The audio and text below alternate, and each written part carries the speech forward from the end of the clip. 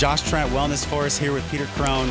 You have been sharing so much wisdom for these past 2 days. I have been so enamored with the way that you communicate and articulate your thoughts from a place of love and calm confidence, yet you work in an industry and in a field with athletes that don't always think that way. Can you tell us how you even got into this in the first place, being at this high level of coaching and working people through really their emotional intelligence? Yeah. Well, firstly, thank you. I appreciate your acknowledgement and your awareness. I genuinely care about what I do, and I think that's probably very pivotal in terms of how I got to where I got to, is that I genuinely want to make a difference, and that I genuinely do come from love. So when I'm dealing with these high-end performers, whether it be in a sports arena, in business, in entertainment, I think one of the biggest sort of obstacles to entry in that world is that those people struggle with trust because they're just these icons in their industry. And I think it's very difficult for them to find people that they can really open up to and be vulnerable to, and yet at the same time not feel exposed. And so I feel like I hold a space, I know I hold a space where, not to sound callous, but I really don't care what anyone's got going on. I care that much that I can hold a space for it. So yeah, you were walking people through many exercises. One of them was a question that I've heard Byron Katie ask a lot. And you asked someone in the crowd after they proposed something that was giving them tension, making them short of breath. You said, "Is that true? Is it actually true, the thought that you're thinking?" How did you come up with that? What's been your inspiration to ask that powerful of a question?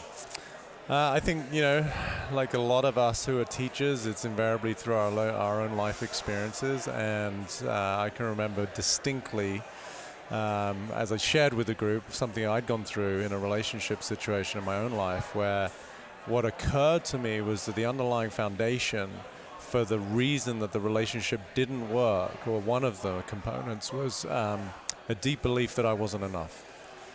And it drove so many of my behaviors and the compensation patterns that I was always trying to be somebody for this woman. The irony, of course, is she loved me for me. It was just me against me. It was me not loving me. And so really, to answer your question, I recognize, well, where is that? Where is that not enough? And I recognize it's just what I call a linguistic construct. It's something that I made up. So at that moment, I recognized the actual falsehood of my own identity, which then gave rise to the question that I now pose to people. And yes, I've since heard it. I don't want to claim stake to it. I'm sure even before Katie there was people. But I was asking the question well before I even knew she existed on the planet. But I was like, oh, that's great. Someone's up to the same thing. So really, it's just understanding how we create language that is a negation of our own true, limitless, boundless possibility or potential. I would think with the type of performers you work with, a lot of these people have gotten to where they are because they have tenacity, they have grit, they know how to push their bodies, they know how to shut off and really push through the monkey mind messages that say stop. But for those type of people that operate with that much output, going within is something that I would probably think most challenges them. Have you seen this to be true? There's definitely a tendency for that. And also when you get into that level of expertise, the world doesn't necessarily help you, right? And by that I mean, the higher you get, the harder the fall, right? And so the world starts to try and it supports you in a way that is really what I would consider more egotistical, right? So it's like you can never maintain the imagery that the world can create on your behalf. Does that make sense? So like if you're an incredible athlete, if you're an incredible actor, if you're a wonderful recording artist, the technology that we have around us now that can create the marketability of somebody, we can never live up to. And so I think what I help, I know what I do in terms of helping, is allow people to embrace their humanity. So regardless of their abilities, regardless of their talents, to bridge the gap between this sort of this man-made, fabricated image that supersedes any human capacity and their humanity, right? Because I think, obviously I don't work with everyone out there, but I think we see it, that so many people become so blown up that their downfall is that they're trying to sustain that, and it's just impossible. So for me, helping people find that vulnerability, which is our humanity, none of us are perfect, And that's a beautiful perfection. We're perfectly imperfect. Exactly.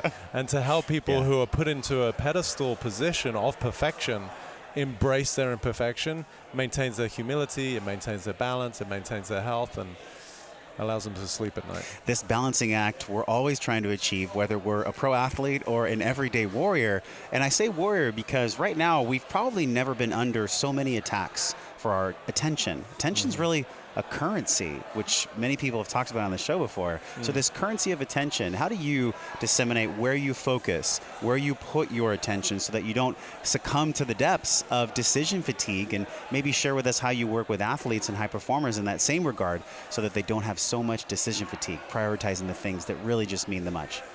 I mean, I guess it's one of the reasons I don't have any social media.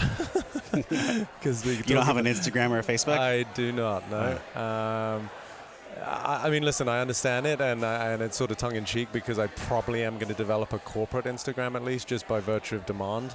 You know, people are like, please, please, please, like, I want to be able to watch your stuff, or I want to be able to listen to what you're up to. And so I do understand it's sort of one of these necessities in this day and age. But I do believe if you look at it, like, you know, the liking, like the actual mechanism of the software and the technology is like me. Right, and so talk about attention seeking. Yeah. To me, that is a facet, an extension of the egoic part of a human being, which by design is not liked, it's not loved, it's not enough. And so here is this external validation, which will never, never, never, and did I mention never, actually overcome the belief that I'm not that, right? And this is the catch, this is the addiction. You can never get enough of something that almost works. Right, is the way that I say it. So it doesn't matter if you've got 1 million likes, you want to get 1.5 million, right? Because you're being driven by something that is inherently not something. And so in terms of attention, we could look at it in two ways, right? Like, I'm seeking attention, or where am I putting my attention was also part of your question. You know, so for me, I'm putting my attention on what I'm creating. Not to sound callous, I just don't worry about what people think about me, and probably why I don't have Instagram. Like, I just know what I do. I know the difference I make. I have an incredible group of people that I help, and I want to just expand that. So that's where my personal attention goes. In terms of getting attention, I'm like kind of the guy who lives in his like home as a sanctuary. You know, it's like, don't bother me. I don't go out, and I certainly don't need attention. That kind of attention, to me becomes a little bit of a ball ache. How have you encapsulated the majority of lessons in your life? In other words, has there been a certain path that you can describe for us that you've walked to be able to operate at this high level and coach the kind of people you coach? What does that path look like? What's that been for you? A lot of trauma, a lot of suffering. I mean, listen, I think, the adage of the wounded healer. My mum died when I was 7. My dad died when I was 17. I was an only child. And that gave me the visceral experience of isolation, which I would assert is the fundamental experience of the ego. That the I that we associate ourselves with is a separate entity. And so I kind of had the physical experience of separation, and it's a horrible experience. And I wouldn't wish it upon anyone, but it was the precursor to an immense amount of love and compassion. Because I recognize that, albeit people may not, quote unquote, have their parents pass like mine did, that their experience is still the same, meaning they're looking through a lens of separation. And it's a lonely place to live, and it's an exhausting place to live, and it's a trying place to live, where you're wanting to fit in. You're trying to be who you think you should be for society's current standards, and it's all unnecessary. This lens that kind of gets clouded, things either happen through us, to us, or for us. I've heard from many different people. So when events happen, these traumatic events, we lose a parent. I can't even imagine what that would be like to go through. How does one begin to re-imprint and see the lens as I'm full, not I'm broken? So I think even in language, which, we both used the word just this, in the last minute or two, like a losing. And I shared that with the group today. Like, people would often, out of love and compassion, come up to me and say, I'm so sorry for your loss. And to begin with, that would actually feed my ego, right? Like, meaning, like I'm getting a little bit of attention, to go back to the attention. Like, the ego loves that kind of like mollycoddling. And what I realized is I didn't lose my parents. I wasn't in a shopping mall and couldn't find them. My parents passed.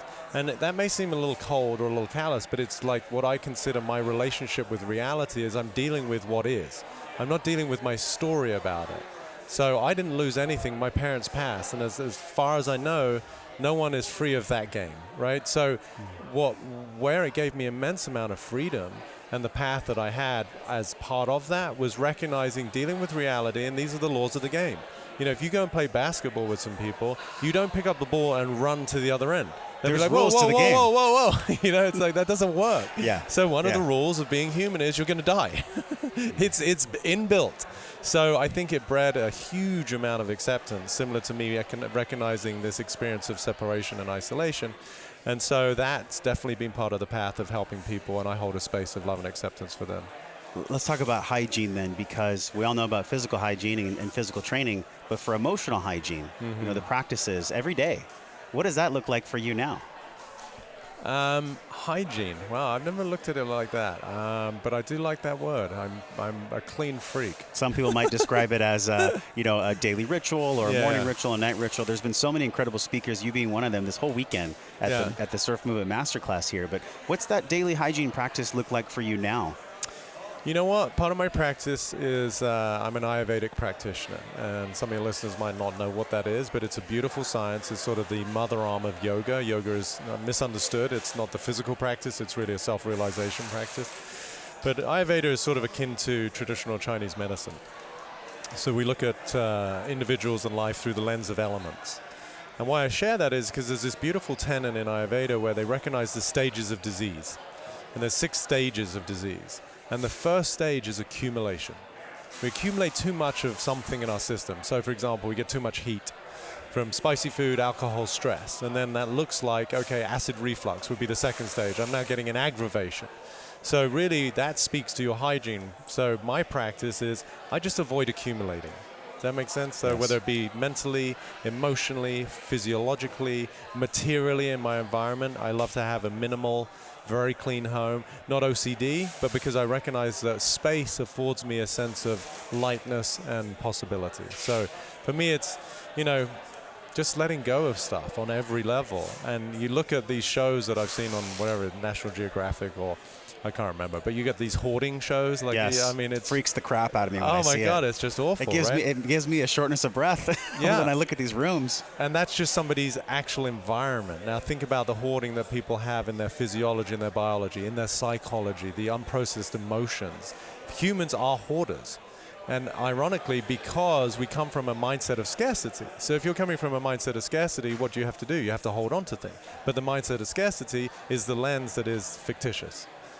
You're complete in yourself. So. Connect this emotional hygienic dots to the athlete, because for everyday people, they deal with, you know, checking their social media when they get up. You don't even have social media, but the athletes are still human beings too. They kind of have the same draws, the same energetic pulls to get distracted from their process too. Yeah. How have you seen those dots connect with high performers? Well, I love baseball as one of those examples because I've been on contract with the Diamondbacks now for like 10 years. How have they done since you've been with them? I mean, obviously the perfect answer would be they've kicked ass. You know, you're as good as your latest victory, right? And this year we're doing super well. We've won 9 series in a row, which just matched the record from 1907. The Chicago Cubs, the last time a team. I would say you are kicking ass. So yeah, well, I seriously, anybody who's anybody would know, I am just a very small cog in a very big machine. So I cannot take claim to any of that, but I play my part, and I love my guys, and I do try and change the whole mindset. But there are many incredible people as part of our organization. But anyway, to get to your point, I love baseball because it is a sport of failure. If you do not know how to have hygiene, using your term, meaning if you don't know how to reconcile loss, let go of failure, you will never succeed in baseball, because like death in life, failure is part of the sport. The best players in the world, they miss 7 out of 10 times. If you're batting 300, you're a Hall of Famer. That means you've got way more, 250% more failure than you do have success. Wow, what is the feedback loop for this then? We look at how the brain works, how our different regulatory systems help us actually get through these failures, which maybe failure is a word that gets to be let go of in athletics and in high performance. Yeah. What does that look like for them to actually push through and know that 7 out of 10 times they're going to strike out? If they're great, by the way. If they're great. If they're not so good, it could be 8/9. So yeah, for me, I always say failure is an event, not a person, you know, and even that I would break down to no, failure is just something that happened. And I love that distinction. You know, it's just really, it was something that happened.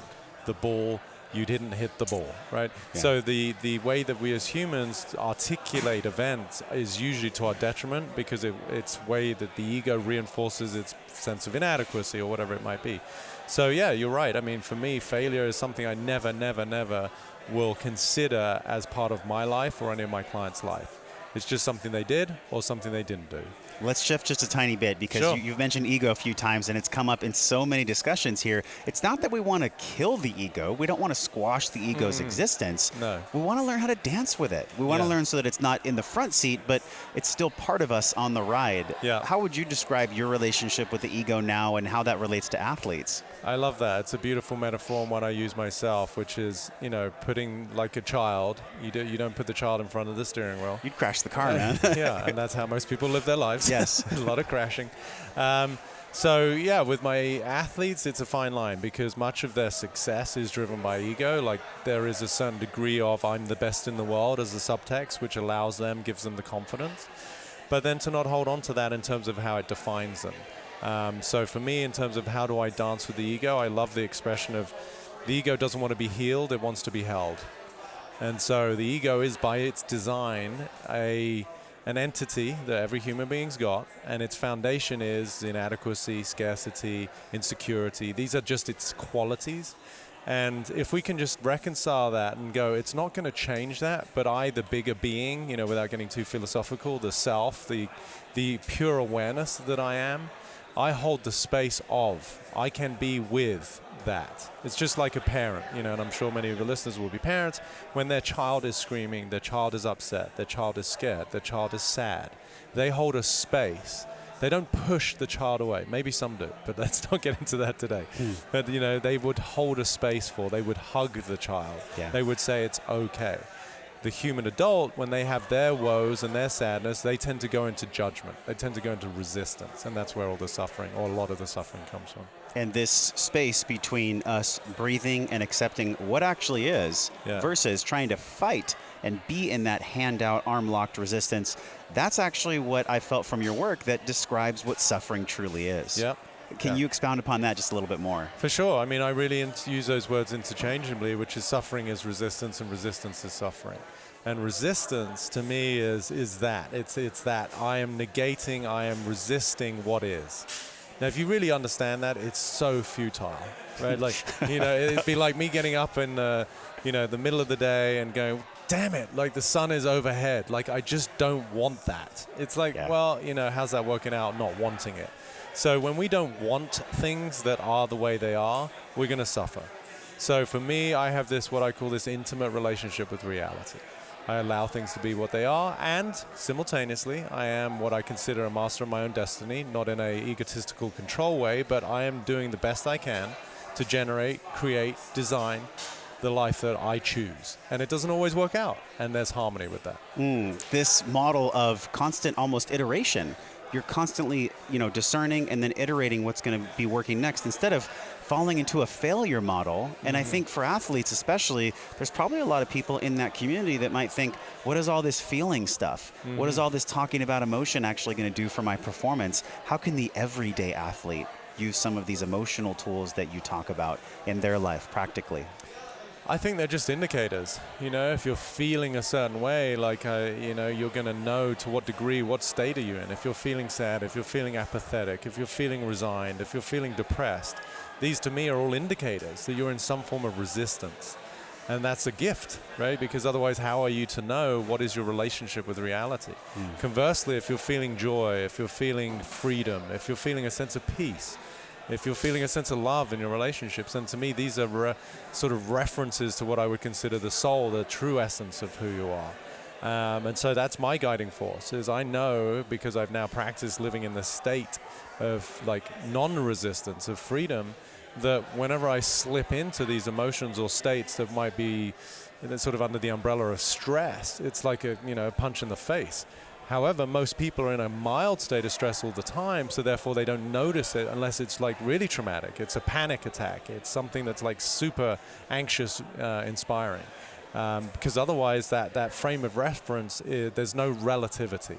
So, you know, when I'm working with my athletes, I help them get to that state of freedom so that then they can relatively notice when they're in a state of stress. One thing I love that you said is we get to become sensitive to our suffering, not desensitized, which is, let's be honest, a lot of the kind of positive memes on social media, which I know you don't have a social media account, but there's so many messages out there around good vibes only focus on the good. Yeah. You know, focus on what you want to create and just choose happiness. Yeah. It's just not that easy. We can't get to that point where we can flick the switch for happiness, but yet we can if we do our inner work beforehand when that moment really matters. Yeah. Can you take us to one of those high threshold moments where someone's done the inner work and they get to that moment where they can just choose? They can just choose their state.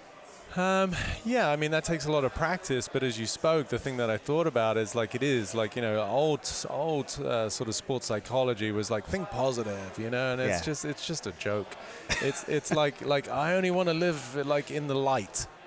Right. You know, it's like, let's just get rid of like the night hours. You know, it's like, it's just totally nonsensical. How would we even know what the light was if we didn't have dark? Right. So the laws of relativity are what give us our experience.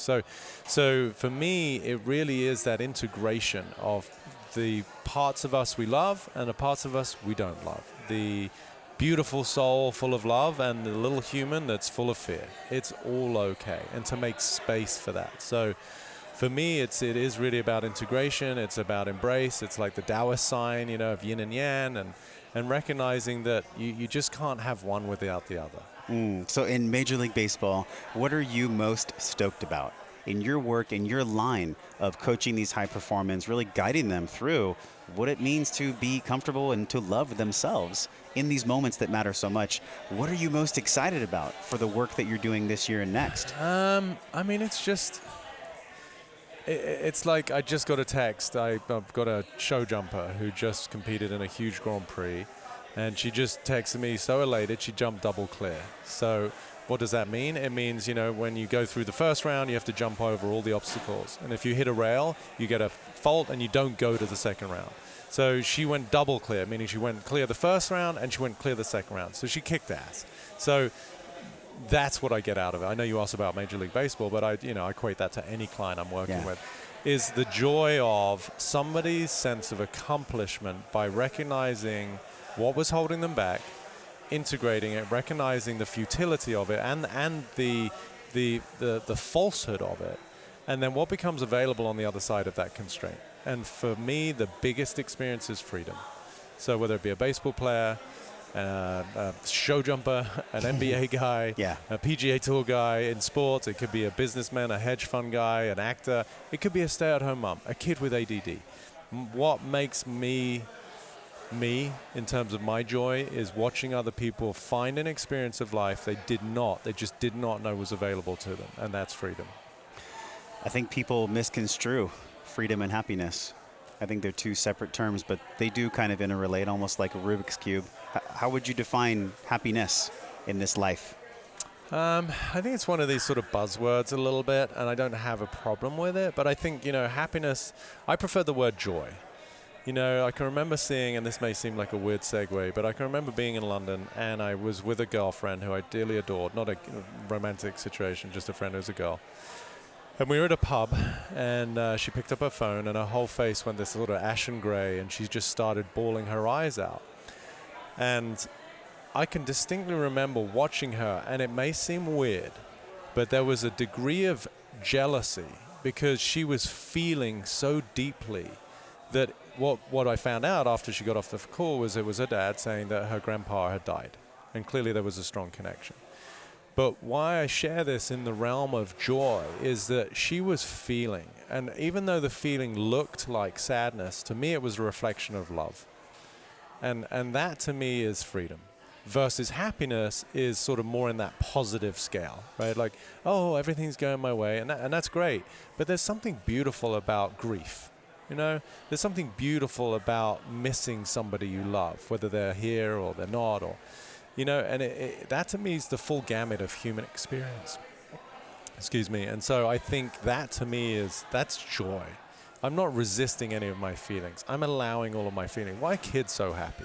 You know, they fall over. Because they feel everything. They fall over, they scrape their knee. It's like the end of the world. And then they see their buddy who's got this new toy, or he's eating an ice cream, and now they're suddenly just full of, like, happiness. You know, like they go, that's the scale. Happiness is on the scale, but beneath the scale, I consider joy and freedom. Wow, Peter, thank you so much for the work you do. I think this conversation about emotional hygiene, intelligence, whatever kind of semantics you want to put on it, really what you're allowing people to do is feel their feelings when it matters the most, which is these high levels of performance. Where can people learn more about you, man? Where can they dig in? Well, we clearly established I don't have social media.